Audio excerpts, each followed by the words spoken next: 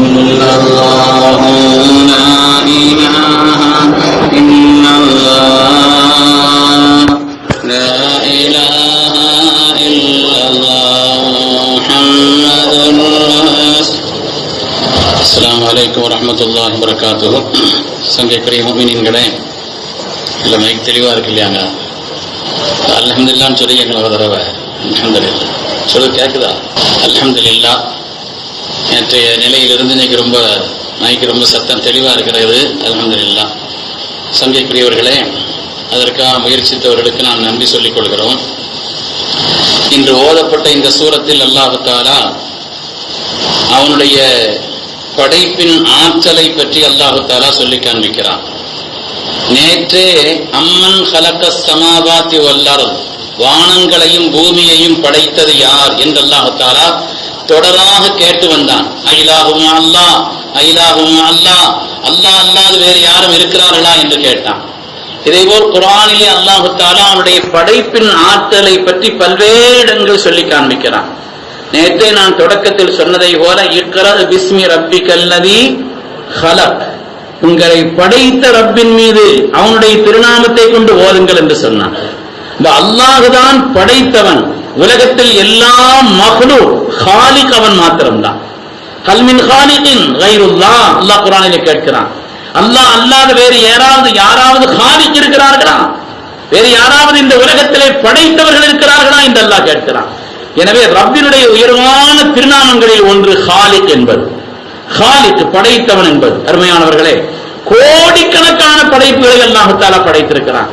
அவைகளையும் நுட்பத்தோடு படைத்திருக்கிறான். ஒவ்வொரு படைப்பினுடைய நுட்பங்களையும் சிந்தித்து பார்த்தால் என்றால் ஒரு முஃமினான மனிதன் சுப்ஹானல்லாஹ் என்று சொல்லாமல் இருக்க இயலாது. அந்த அளவுக்கு அல்லாஹ் தஆலா நுட்பத்தோடும் ஆற்றலோடு உலகத்தில் ஒவ்வொரு படைப்புகளையும் படைத்திருக்கிறான் என்பதிலே சந்தேகமே இல்லை. அதனால் நான் நேற்றே சொன்னேன், எதுவுமே இயற்கையா உண்டாச்சுன்னு சொல்லக்கூடாது. தானா உண்டாச்சு, இயற்கையா உண்டாச்சு, அப்படி ஒன்றே கிடையாது. இயற்கையாக எப்படி உலகத்தில் உண்டாகும்? இமாமுல்லாலும் அபூ ஹனீஃபா ரஹ்மத்துல்லாஹி அலைஹி அவர்கள் அந்த நாத்திகரிடத்திலே வாதம் செய்வதற்காக வந்த நேரத்திலே குறிப்பிட்ட இந்த ஒரு நேரம் என்று சொன்னார்கள். அந்த குறிப்பிட்ட நேரத்தை சொன்ன பொழுது அந்த குறிப்பிட்ட நேரத்தில் வரல. காரணம் கேட்ட பொழுது, நான் வருகின்ற நேரத்திலே அங்கே இடையிலே ஒரு ஆறு ஒன்று குறுக்கிட்டது, அந்த ஆற்றை கடப்பதற்கு வழி தெரியாமல் நின்றேன். அப்பொழுதுதான் அந்த இடத்திலே அங்கே 2-3 பலகைகள் சேர்ந்தது. அந்த பலகைகள் சேர்ந்து அதற்கு பிறகு எனக்கு அது தோணியாக ஆகி இங்கே வருவதற்கும் தானாக வந்தது என்றெல்லாம் சொன்ன பொழுது நாத்திகன் சிரித்தான். அருமையானவர்களே, அதுவே அவனுடைய வாதத்தினுடைய சிரிப்பாக ஆகிவிட்டது. அவன் ஒரு காரியத்தை நினைத்து சிரித்தான். இமாமுல்லாஹ்வும் கேட்டார்கள், ஒரு குறிப்பிட்ட ஒரு படகு தானாக சேர முடியாது என்று சொல்கிறாயே, இவ்வளவு பிரம்மாண்டமான வானம், இவ்வளவு விரிந்த பூமி, இவ்வளவு விரிந்த கடல், கோடிக்கணக்கான ஜீவராசிகள் யாரும் படைக்காமல் தானால் உண்டாகும் என்று சொன்னால் கேள்வி இல்லையான்னு கேட்டான். அருமையானவர்களே, எனவே படைத்தவன் ரப்பினுடைய விசேஷமான ஆற்றல். அவனுக்கு துஆ செய்யும் பொழுது யா ஹாலிக் யா அல்லாஹ், படைத்த ரப்பே என்று கேட்பதற்கிறது அல்லாஹ்வுக்கு ரொம்ப விருப்பமான ஒரு காரியம். ஏனென்றால் அவன் எல்லாவற்றையும் படைத்திருக்கிறான். மனிதனை படைத்தது மாத்திரமல்ல பெரிது. அல்லாஹ் குர்ஆனிலே கேட்கிறான், அன்தும் அஷத்து ஹல்கன் அமிஸ் ஸமா, அன்தும் அஷத்து ஹல்கன், படைப்பில் என்ன நீங்க தான் ரொம்ப பெரிய படைப்பா? அமிஸ் ஸமா, அல்லது வானமா? அல்லாஹ் கேட்கிறான். அன்தும் அஷத்து ஹல்கன், படைப்புகளிலேயே நீங்கள் தான் பெரிய படைப்பா, அல்லது வானமா? பனாஹா, அதை அவன் படைத்தான். வானத்தை ரஃபாசம்கஹா, உயர்த்திருக்கிறான், அதை ஒழுங்குபடுத்தியிருக்கிறான். வாகத்த ஸலைலஹா வாஹரஜ துஹாஹா, இரவையும் பகலையும் ஆக்கி வைத்திருக்கிறான். இது ஒரு சாதாரணமான படைப்பா? யோசித்தால் சாதாரணமானதா என்று அல்லாஹ் கேட்கிறான். லஹல்குஸ் ஸமாவாதி வல் அர்து அக்பர் மின் ஹல்கின் நாஸ், மனிதனை படைத்ததை விட வானங்களையும் பூமியையும் படைத்ததுதான் மகத்தான படைப்பு, அக்பர் என்று அல்லாஹ் சொல்கிறான். அருமையானவர்களே, அவ்வளவு மகத்தான படைப்பினுடைய இரட்சகனாக ரப்பு சுப்ஹானஹு வ தஆலா இருக்கிறான். படைப்புகள் உருவாகக்கூடிய அந்த ஆற்றலை மனிதன் எப்படி உருவாகிறான் அல்லாஹ் குர்ஆனிலே சொன்னான். خلقنا النطفة علقة, இரத்த கட்டியை சதை கட்டியாக ஆக்கினோம். அப்புறம் அதுக்கு பிறகு அதனுடைய நிலை கொடுத்து 7 பருவங்களை கடந்து வருகின்ற அந்த ஆயத்தை அல்லாஹ் குர்ஆனில் இறக்கி வைத்த பொழுது அதை கேட்டுக்கொண்டிருந்த ஹஜ்ரத் சய்யிதுனா உமர் இப்னு கத்தாப், ஃபதபாரக்கல்லாஹு அஹ்ஸனுல் காலிகீன், அல்லாஹ் நீ எவ்வளவு மேன்மையான மேலானவன், காலிகளில் எல்லாம் நீ மிக சிறந்தவன், மிக அழகானவன் என்று அதற்கு செய்தனா உமர் இப்னு கத்தாப் தன்னையும் அறியாமல் வாய்விட்டு சொன்னார்கள். அவருடைய சொல்லுக்கு ஏற்ப வஹீயும் வந்தது. அருமையானவர்களே, அல்லாஹ் தஆலா அற்புதமான படைப்புக்கு சொந்தக்காரன். அவன் விரும்பும் விதத்தில் படைத்திருக்கிறான். படைப்புங்கிறது யாருடைய ஆச்சரியம் இல்லை. ஒவ்வொன்றையும் நீங்கள் யோசித்து தண்ணீரை யோசித்து பாருங்கள். ஏற்கனவே நான் தண்ணீரை பற்றி சொன்னேன். உலகத்தில் யாராவது ஒரு சொட்டு நீரை படைக்க முடியுமா? வானத்திலிருந்து ரப்பு நீரை இறக்கவில்லை என்று சொன்னார், பூமியிலே ரப்பு நீரை உறிஞ்சு கொண்டார் என்று சொன்னார், உலகத்தில் யார் தண்ணீரை உருவாக்க முடியும்? அல்லாஹ் கேட்கிறானே குர்ஆனிலே பல இடங்களிலே. அதேபோல் உலகத்திலே பிள்ளைகள் உருவாக்கத்தை நாம் பார்க்கிறோம். சில பேர் நல்ல ஆற்றல் உள்ளவர்களாக, வலிமை உள்ளவர்களாக, நல்ல ஜிம் பாடி, எல்லா பாடியும் வச்சிருக்கிறாங்க. 10-15 வருஷமா குழந்தை இல்லாம இருக்கிறாங்க, அப்புறம் குழந்தை பெறாங்க. எனக்கு இந்த 10-15 வருஷம் இல்லாத வலிமையா அதற்கு பிறகு வந்துவிட்டது. படைப்பினுடைய ஆற்றல் ரகசியம் ரப்புக்கு சொந்தம். அவன் யாருக்கு நாடுகிறான் அவர்களுக்கு கொடுக்கிறான், எப்படி நாடுகிறான் அப்படி கொடுக்கிறான். நாடினால் பெண் மக்களாக கொடுப்பான், நாடினால் ஆண் மக்களாக கொடுப்பான். நமக்கு மாத்திரமல்ல மனிதர்களை சேர்ந்தவர்களான நபிமார்களை பார்த்தால் அதற்கு செய்யுதுனா ஷுஐப் அலைஹிஸ்ஸலாமுக்கு அல்லாஹ் பெண் மக்களாக கொடுத்தான், இப்ராஹிம் அலைஹிஸ்ஸலாமுக்கு ஆண் மக்களாக கொடுத்தான், ஸல்லல்லாஹு அலைஹி வஸல்லம் ரெண்டையும் கலந்து கொடுத்தான், யஹ்யா அலைஹிஸ்ஸலாமுக்கு குழந்தையும் இல்லாமல் ஆக்கினான். நபிமார்களிலேயே அல்லாஹ் யாருக்கு எப்பொழுது எப்படி நாடுகிறான் அப்படி கொடுக்கக்கூடிய ஆற்றல் பெற்றவன் என்பதை பார்க்கிறோம். அருமையானவர்களே, உலகத்தினுடைய ஒவ்வொரு படைப்புகளையும் யோசித்தால் அவன் விரும்பும் விதத்தில் அல்லாஹ் தஆலா படைத்திருக்கிறான். அவன் விரும்பக்கூடிய விதத்தில் அல்லாஹ் தஆலா படைத்திருக்கிறான். கண்ணியமானவர்களே, நீரில் வாழக்கூடிய பிராணிகள் இருக்கிறதே, அவைகளெல்லாம் நீரை ஊடுருவி வேகமாக செல்லக்கூடிய ஆற்றல் கொண்டுதான் அல்லாஹ் படைத்திருக்கிறான். நீர்ல செல்லக்கூடிய அந்த பிராணிகளை பாருங்க, ரொம்ப லேசா இருக்குது. நாம கூட தண்ணீர்ல கடுமையான தண்ணீர் வருகின்ற நேரத்தில் எதிர்த்து போக முடியாது. ஆனா சின்ன மீனா இருக்குது, அதனுடைய உருவத்தை பார்த்தா எப்படி இருக்கும், அதை எதிர்கொண்டு சென்று கொண்டிருக்கிறது. நீரை ஊடுருவி செல்லக்கூடிய ஆற்றலை அல்லாஹ் தஆலா நீரில் வாழக்கூடிய இந்த பிராணிகளுக்கு அல்லாஹ் இயற்கையிலேயே உருவாக்கி கொடுத்திருக்கிறான் என்றால் ரப்பினுடைய ஆற்றல் எவ்வளவு உயர்வானது.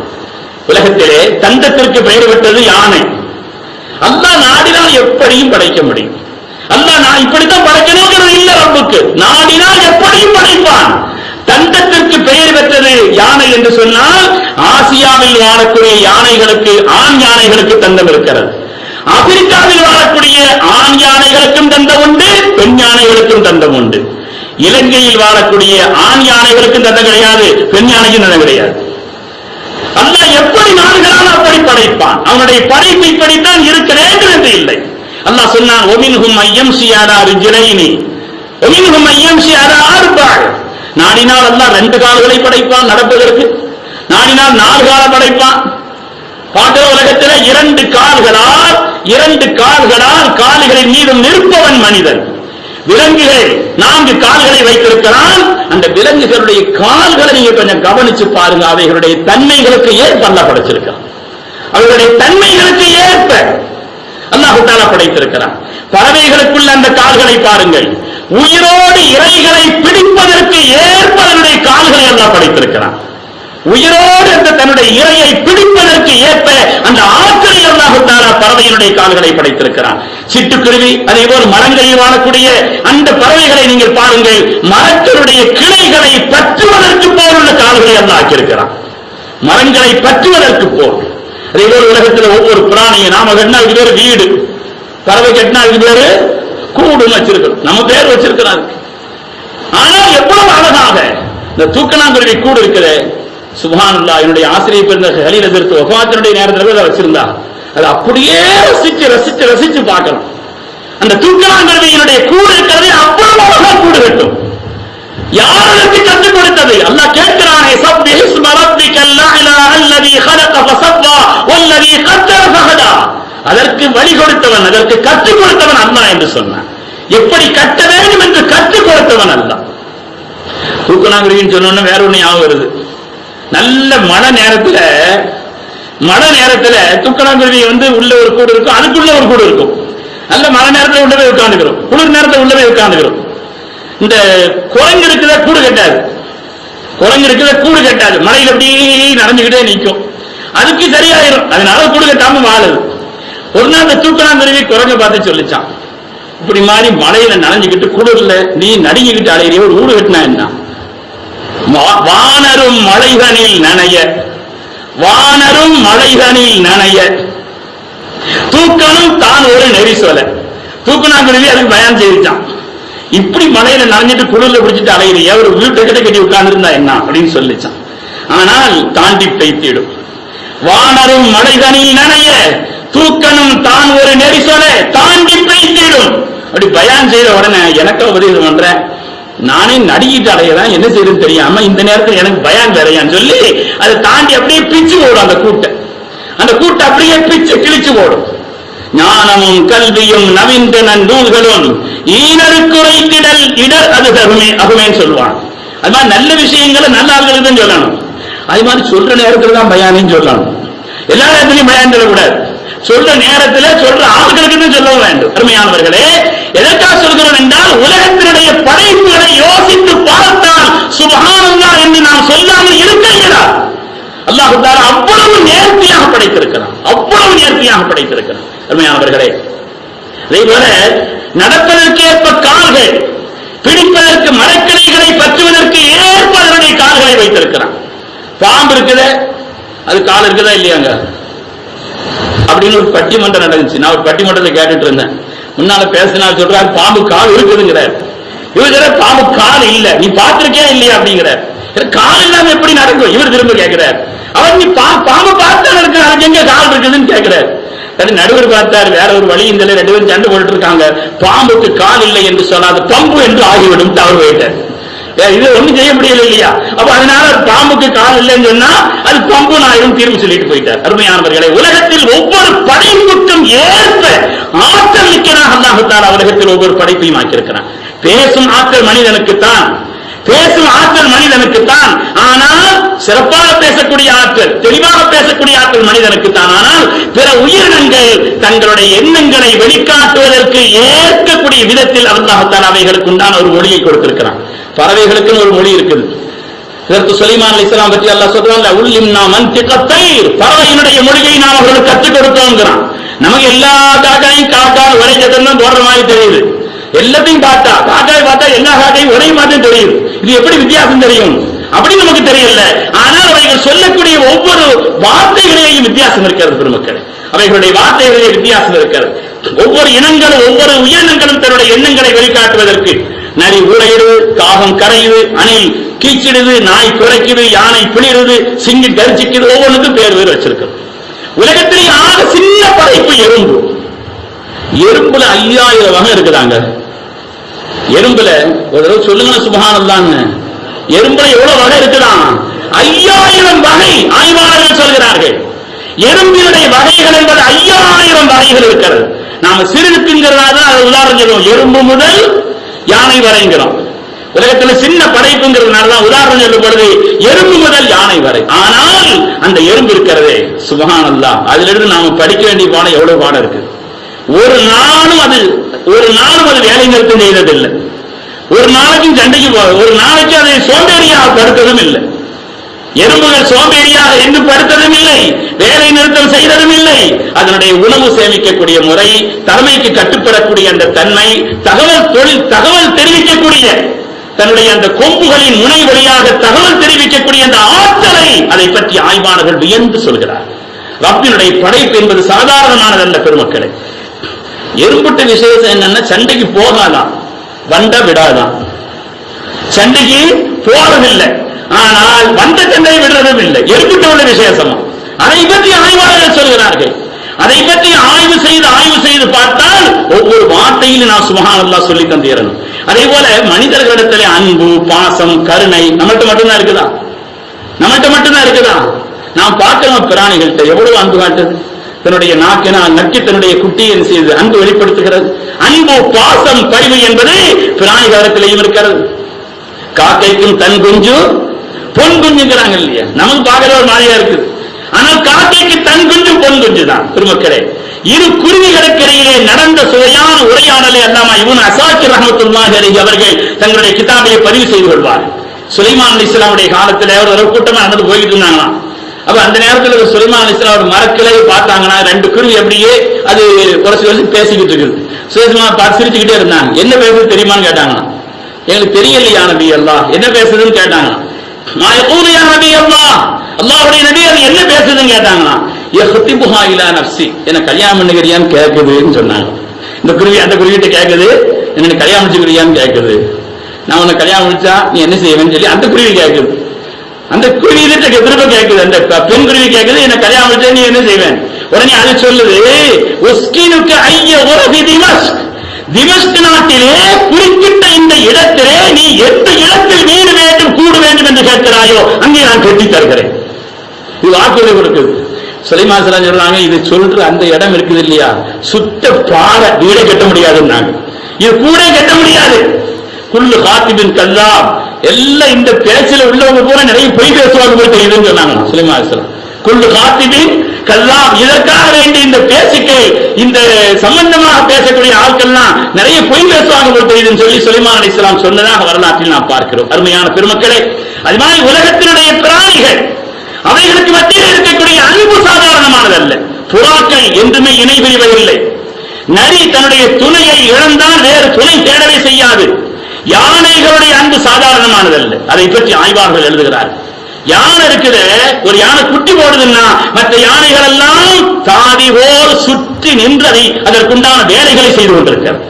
ஒரு யானை குட்டி போடுதுன்னா மற்ற யானைகள் எல்லாம் அதனுடைய தாதிகள் போல வேலை செய்யக்கூடிய அந்த பணியாளர்கள் போல சுற்றி நின்று அதற்கான பணிகளை செய்கிறது என்று அதனுடைய ஆய்வை பற்றி சொல்வர்கள் சொல்லி காட்டுகிறார். அருமையான பெருமக்களை, இதே போல மரங்கள், காய்கனிகள், மலர்கள், சுப்ஹானல்லாஹ், சிந்தித்தால் ரப்பினுடைய படைப்பு என்பது சாதாரணமானதல்ல. இந்த மலர்கள் இருக்கிறது, அதை பற்றி ஆய்வு செய்திருக்கிறார்கள். மலர்கள் மனிதனுடைய வாத நோயை போக்கக்கூடிய தாழம்பு, அதே போல ஆறாத புண்களையும் தீராத தலைவலியையும் ஆறுதல் அளிக்கக்கூடிய சம்மங்கிப்பூ, வயிற்று கடுப்பு அதனுடைய தொல்லைகளுக்கெல்லாம் மாதுளம்பு, அதே போல பாம்பு கடியினுடைய அந்த துயரை நீக்கக்கூடிய தும்பைப்பூ, வயிற்றினுடைய பூச்சிகளை நீக்கக்கூடிய வேப்பம்பூ, தூக்கத்திற்கு துணை நிற்கக்கூடிய மருதோன்றிப்பூ, மூல நோயை போக்கக்கூடிய வாழைப்பூ, சூடு தணித்து எரிச்சலை நீக்கக்கூடிய முருங்கைப்பூ, அதே மாதிரி இந்த நீரிழிவு நோய், அதே மாதிரி உடலினுடைய நாற்றம், சில உடல்ல சில விதமான நாற்றங்கள் இருக்கும் இல்லையா, இந்த நாற்றம் இவைகள், அதே போல இந்த நீரிழிவு நோய் எல்லாம் போக்கக்கூடிய ஆவாரம்பூ, தமிழ் கூட சொல்லுவாங்க இல்லையா, ஆவாரை பூத்திருக்க சாவாரை கண்டதும் தான் சொல்லுவாங்க. ஆவாரை அது கொஞ்சம் கூடுதலான பழமொழி, ஆனா சொல்லுவாங்க உடலில் இருக்கக்கூடிய இந்த துர்நாற்றங்களை எல்லாம் போக்குவதிலும் நீரிழிவை கட்டுப்படுத்துவதிலும் இந்த ஆவாரம் இருக்கிறதே அவ்வளவு உயர்வானது. உலகத்தில் அல்லாஹ் தஆலா எல்லாவற்றையும் படைத்தான், படைப்பெல்லாம் மனுவுக்காக, மனுவை படைத்தான் தன்னை வணங்க. எல்லாத்தையும் நமக்கு தான் படைத்திருக்கிறான், ஆனால் நம்மை படைத்தான் அவனை வணங்குவதற்காக என்று பெருமக்கள் சொல்கிறார்கள். கண்ணியமிக்கவர்களே, அதே போல கூறிய பார்வை, நமக்கு மட்டும்தான் பார்வை இருக்கிறாங்க. பார்வை நம்ம பார்வையில ஒரு கட்டுப்பாட்டுக்குள்ளதுதான். பின்னால பார்க்கணும்னா நம்ம திரும்பி தான் பார்க்கணும். கண்ணாடியில உள்ள ஏதாவது தூசியை பார்க்கணும்னா கலந்து தான் பார்க்கணும். நம்முடைய பார்வையினுடைய நிலை. ஆனால் கூறிய பார்வை 5 கிலோமீட்டருக்கு அப்பால் பறந்து செல்லக்கூடிய அந்த பறவை இருக்கிறதே, பறந்து இருக்கிறதே, கீழே தன்னுடைய சுண்டலியை கரெக்டா அடையாளம் காணுமா? கூறிய பார்வைக்கு கழுதை விஞ்ச முடியுமா? கூறிய பார்வை கதையை நான் மிஞ்ச முடியுமா? அல்லாஹ் தஆலா உலகத்தில் அப்படிப்பட்ட படைப்புகள். மீன்கொத்தி பறவை இருக்கிறது, 2 பக்கம் பார்க்குமா? மீன்கொத்தி பறவை இருக்கிறது, 2 பக்கம் பார்க்கும். நம்ம பார்த்தா ஒரு பக்கம் தான் பார்க்கணும், எங்க பார்த்துட்டு இருக்கோம் அங்க பார்க்க முடியாது, திரும்பி தான் பார்க்கணும். ஒரே நேரத்தில் 2 பக்கம் பார்க்கக்கூடிய ஆற்றல் ஆண்டை இருக்கிறதே, இருட்டிலும் பார்க்கும், தன் தலையை சுற்றியும் பார்க்கும். இருட்டில் நம்ம பார்க்க முடியாது, கண்ணு வெளிச்சம் இருந்தா மட்டும் பத்தாது, வெளியிலையும் வெளிச்சம் இருக்கிறது நம்ம பார்க்கறதுக்கு. ஆனால் ஆண்டினை பொறுத்தவரையிலே கும்மிடத்திலையும் பார்க்கும், தன்னுடைய தலையை முழுசா சுற்றியும் பார்க்கும். நம்ம உடம்புல திருப்பணும், புள்ள தலையை திருப்ப முடியாது. அதனால தன்னுடைய தலையை முழுமையாக சுற்றி அல்லாஹ் எப்படி நாடுகிறானோ அப்படி படைக்கிறான். அவன் எப்படி நாடுகிறானோ அப்படி படைக்கிறான் என்று அல்லாஹ் சொன்னானே. உலகத்து படைப்பினங்களை யோசித்து பார்த்தால் தெரியும். பூனையினுடைய கண்கள் இருக்குது, மேலும் கீழுமா இருக்குதான். அதனால ஒரே நேரத்தில் சோத்திரன் இருக்கக்கூடிய தன்னுடைய மேலும் கீழுமா இருக்கிற காரணத்தினால சோத்திரன் பூச்சியும் பார்க்கும், தலையிலுடைய எலியையும் பார்க்கும். ஒரே நேரத்தில் மேலும் கீழும் பார்க்கக்கூடியது. ஒட்டகம் இருக்கிறதே, அல்லாஹ்வுக்கு 2 இமைகளை வைத்திருக்கிறான். 2 இமைகளை வைத்திருக்கிறான். நமக்கு ஒரு இமைதான், கண்ணை மூடுறோம். ஆனால் ஒட்டகத்தை பொறுத்தவரையிலே பாலைவனங்களில் நடந்து செல்கின்ற நேரத்தில் அந்த பாலைவன புயல் என்று சொல்கிறார்கள், அந்த அடிக்க ஆரம்பிச்சிருச்சுன்னு வைங்க, அந்த மணல் யாருக்காக நம்ம ஆணைய முடியும் அந்த அளவுக்குள்ள ஒரு நிலை. அப்ப நேரத்தில் நிக்க முடியாது, நடந்து போயிட்டே இருக்கணும். நடந்து போகணும்னா பார்வை தெரியணும். பார்வை தெரிய வேண்டும் என்பதற்காக அல்ல அதற்கு அப்படி ஒரு ஆற்றலை வைத்திருக்கிறான். ஒரு இமயம் மூடி இன்னொரு இமையை கொண்டு நடக்கும். ஒட்டகத்தை பொறுத்தவரையில் அல்லாஹ் தஆலா 2 இமைகளை வைத்திருக்கிறான். உலகத்தினுடைய படைப்புகளை யோசித்து பார்த்தா அவ்வளவு அற்புதமான படைப்புகளை ரப்ப சுப்ஹானஹு வ தஆலா படைத்து வைத்திருக்கிறான். அருமையான பெருமக்களே, சாதாரணமானதல்ல. உலகத்தின் எல்லா படைப்புகளும் அல்லாஹ்வை வணங்குகிறது.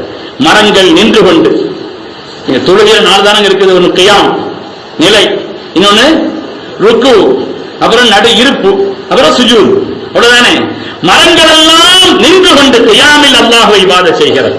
விலங்குகள் எல்லாம் ருக்குவில் இருந்து கொண்டு இபாதத் செய்கிறது. மலைகள் எல்லாம் அமர்ந்து கொண்டு குஊதிலே இருப்பிலே அமர்ந்து கொண்டு செல்கிறது. ஊர்வனவெல்லாம் மண்டியிட்டு சுஜூதிலே அல்லாஹ்வை வணங்குகிறது. ஆனால் படைப்புகளின் மணிமுடி என்று சொல்லப்படுகிற காரணத்தினாலே இந்த மனிதனுக்கு அல்லாஹ் தஆலா நாளையும் சேர்த்து கொடுத்திருக்கிறார். அருமையான பெருமக்களே, உலகத்தினுடைய படைப்புகளை படைத்த ரப்புல் ஆலமீனுடைய அவனுடைய படைப்பின் ஆற்றல் இருக்கிறது, சாதாரணமானதல்ல. அல்லாஹ் குர்ஆனிலே ஹலக என்ற வார்த்தையை, ஹாலிக் என்ற வார்த்தையை, படைத்ததனுடைய ஆற்றலை வேறு யார் உலகத்தில் படைத்தார் என்று கேட்கிறார். இன்னல்லதீன ததுஊன மின் தூனில்லாஹ், அல்லாஹ் அல்லாத சிலைகளை வணங்கக்கூடியவர்களை கேட்கிறான். அந்த சிலைகள் ஒரு ஈவை உண்டாக்க முடியுமா? தன் மீது உட்கார்ந்து இருக்கக்கூடிய நெய்யோ அதையோ ஊத்துறான். அந்த நெய்யை உறிஞ்சுகின்ற ஈயை விரட்ட முடியுமா நல்லா கேட்கலாம். ரப்பினுடைய ஆற்றல் மகத்தானது என்பதில் எந்த விதமான சந்தேகம் இல்லை. அவனுடைய ஆற்றலை வியந்து அவனுக்கு கட்டுப்பட்டு வாழ்ந்து இபாதத் செய்வதில் நம்முடைய கவனத்தை அர்ப்பணிக்க வேண்டும். படைத்தான் படைப்பெல்லாம் மனுவுக்காக, மனுவை படைத்தான் தனை வணங்க என்று அல்லாஹ் நம்மை படைத்தனுடைய நோக்கத்தை புரிந்து செயல்பட வேண்டும். அல்லாஹு தஆலா அவனுடைய குதிரத்தை விளங்கும் ஆற்றலை அல்லாஹ் நமக்கு தந்தருள்வானாக. அவனை வணங்கி வழிபடுவதில் அல்லாஹ் நமக்கு இன்பத்தை தருவானாக. ஆமீன் ஆமீன் யா ரப்பல் ஆலமீன். வ ஆகிரு தஅவானா அனில் ஹம்துலில்லாஹி ரப்பில் ஆலமீன்.